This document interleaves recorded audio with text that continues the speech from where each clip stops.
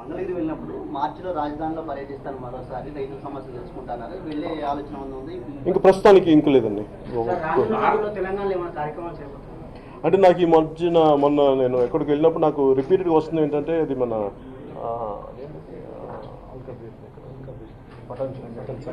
సంగారెడ్డి దగ్గర ఉండే నాకు పొల్యూషన్ ఇది మీద నాకు రమ్మని చెప్పి నాకు రిపీటెడ్ రిక్వెస్ట్ ఉన్నాయి. దాన్ని ఒకసారి అటు సైడ్ అని వెళ్తాను, ఒకసారి వెళ్ళాల్సి వస్తుంది.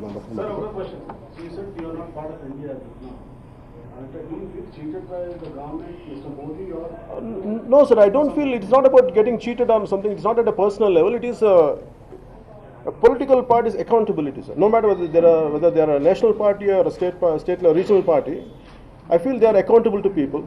When the promise was given to people, I believe they should honor it. When they go away from the intended word or promise, it is a basic right of any individual, any citizen of this country to raise their voice. భారతదేశంలో 5 సంవత్సరాలకు ఒకసారి పేదరిక నిర్మూలన ఎన్నికల రూపంలో జరుగుతుందని ముఖ్యమంత్రులే చెబుతున్న ఈ తరుణంలో మీరు డబ్బు ప్రభావం లేని ఎన్నికలు చేయగలని అనుకుంటున్నారు? నిజం అంటే అది ఎంతవరకు సాధ్యపడుతుందంటే కూడా ప్రయత్నం లేకుండా ఎట్లా ఉంటుంది. నేను ఏం మాట్లాడుతానంటే నేను ఒక 20 years బ్యాక్ నేను సినిమాల్లో ఇట్లా వస్తాను, లేదంటే పాలిటిక్స్ ఇలా వస్తానని ఒక థాట్లో ప్రూవ్ చేయలేము. ఇవన్నీ నడుస్తా అంటే ఏమంటుందని we have to walk the talk. ఎంత పాసిబిలిటీ ఉంది, దాని రిజల్ట్స్ ఎలా ఉన్నాయంటే నేను నడవకుండా జరగదు అని నేను ఎప్పుడు అనుకోను. అసలు ముందు నడిచి చూస్తే ఏమేమి జరుగుతాయి చూద్దాం అనుకుంటా. అది నాకు ఇష్టం. డబ్బు ప్రభావం లేని రాజకీయాలు ఉండాలి మనస్ఫూర్తి కోరు. అలాగే నేను కదా ఎవరైనా కోరుకుంటారు. కాకపోతే ఏంటంటే ఎవరికైనా డబ్బు వాళ్ళ జేబులో డబ్బులు ఖర్చు పెట్టే ఎవరికి ఇష్టం.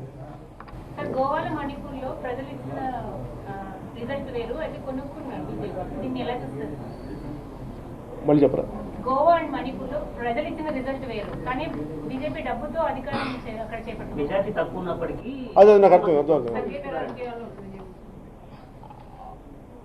అంటే అంత ప్యూరిటానికల్ పొలిటికల్ అట్మాస్ఫియర్ మన కంట్రీలో లేదు. మేబీ 70s తర్వాత అది పోయిందని ఉంది. అది రావాలని కోరుకుందాం.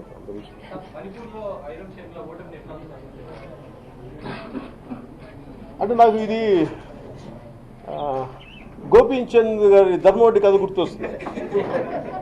అంటే ఎవరైతే నువ్వు దూరం నుంచి చెప్తే మేము ఉంటాం, కానీ నువ్వు మాకు ఓటు నువ్వు మా కోసం పోరాటం చేస్తామంటే అది పాప నిజంగా నాకు చాలా బాధ కలిగింది. అంటే కనీసం 90 ఓట్లన్నీ వచ్చినాయి అంటున్నారు. చాలా బాధ వేస్తుంది. ఆవిడకి ఎంతో కొంత సపోర్ట్ ప్రజలు ఇంకా ఇచ్చి నిలబడి ఉండాల్సింది. ఎందుకంటే వాళ్ళకున్న మరి ఆ ప్రత్యేకమైన చట్టం ఏదో ఉంది, ఆర్మీ చట్టం, దాని తాలూకు కష్ట నష్టాలు ఏమైనా తెలియదు. కానీ నాకు ప్రత్యేకించి నాకైతే మా వ్యక్తిగతంగా ప్రజల తరఫున ఇంకొంచెం ఉంటే బాగుండేది అనిపిస్తుంది. Thank you.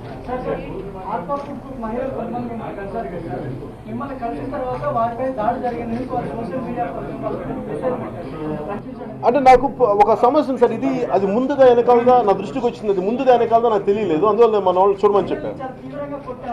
అది నన్ను కలవక ముందు వచ్చిందా కలిసిన తర్వాత వచ్చిందా అనేది నాకు తెలియలేదు. అదొకటి అది నాకు అంటే ఒక పత్రికాముఖంగా మీడియాలో వస్తే నేను నమ్మగలను, కానీ సోషల్ మీడియాలో వచ్చేది అది ఫ్యాబ్రికేటెడ్ లేదా నిజమా ఇవన్నీ ఒకసారి శోధించిన తర్వాతే మాట్లాడాలి. మన మహిళా దినోత్సవం కూడా చాలా మంది మహిళలను అరెస్ట్ చేశారు. దేనికండి? మెగా ఆక్వాకు వ్యతిరేకంగా అంటే ఇది ఆక్వా పార్క్ ఇవన్నీ సమస్యలు ఏంటంటే ఆ ఓనర్స్ కూడా చాలా అంటే బయటికి రావాల్సి వస్తుంది. మేము వాళ్ళు పొల్యూషన్ లేదని అంటున్నారు వాళ్ళు. మరి ఆ పొల్యూషన్ ఎందుకు రావట్లేదని వాళ్ళు ప్రూవ్ చేసుకోవాల్సిన అవసరం కూడా ఆ యాజమాన్యం మీద ఉంది. అలాగే రాష్ట్ర ప్రభుత్వం కూడా ఆ యాజమాన్యం నిజంగా వాళ్ళు అంత చిత్తశుద్ధితో ఉన్నారా, నిజంగా వాళ్ళు ఆ పొల్యూషన్ క్రియేట్ అవ్వబడతా దానివల్ల అనేది వాళ్ళు ప్రూవ్ చేయాల్సిన అవసరం ఉంది.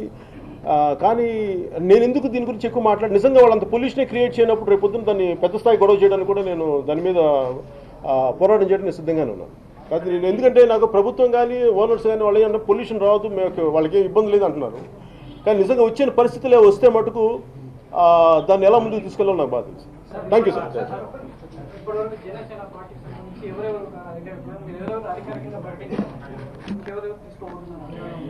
అంటే పార్టీ స్ట్రక్చర్ నేను ఆలోచిస్తుంటే ఇందాక మీరు ఇక్కడ అడుగుతున్నారు. సో నేనేమంటానంటే కొంతమంది అనుభవం అవసరం ఉంది పార్టీకి. గతంలో కూడా నన్ను అడిగినా కానీ నాకేంటంటే నేను అలాంటి అనుభూతులు నేను తీసుకుంటాను ఖచ్చితంగా. కాకపోతే ఏంటంటే వాళ్ళు కొంత ప్రజలకు సమస్య మీద చాలా అవసరాలు ఉండి అంటే అవగాహన ఉండి నిలబడగలిగే వ్యక్తులు ఉన్నారు కొంతమంది. మరి వాళ్ళు ఎలాంటి పరిస్థితులు తీసుకోవాలి, ఎంత తీసుకోవాలి అనేది అంటే నా భయం వల్ల ఏంటంటే నేను ప్రజారాజ్యంలో దెబ్బతిన్నాను కాబట్టి ఎంత స్థాయి వాళ్ళతో ఎలా మాట్లాడాలి, వాళ్ళు ఎంత నన్ను నమ్ముతారు, లేదంటే ఒక ట్రస్ట్ ఫ్యాక్టరీ ఎట్లాంటి క్రియేట్ చేయొచ్చు, అప్పుడు ఎలాంటి ప్లాట్ఫామ్లో ట్రస్ట్ ఫ్యాక్టరీ డెవలప్ వస్తుంది అనేది ఆలోచిస్తాను. కాంగ్రెస్ లో మాజీలు చాలా మంది ఉన్నారు, వాళ్ళకి అటు టీడీపీ వైసీపీ లేని వాళ్ళు అలాంటి వాళ్ళకి ఏమన్నా ఛాన్స్ ఇచ్చే అవకాశం ఉంది? లేదు అంటే నేను అంత పెద్ద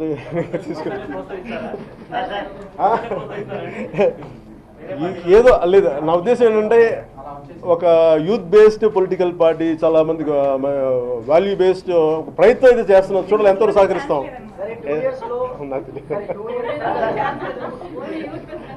ఓన్లీ 2 years టైం ఉంది కదా, 2 years మీరు ఎలా వెళ్ళగలుగుతారు ప్రజలకు? అంటే టైం తక్కువ, మనసుంటే మార్గాలు ఉంటాయి సార్. జై హింద్.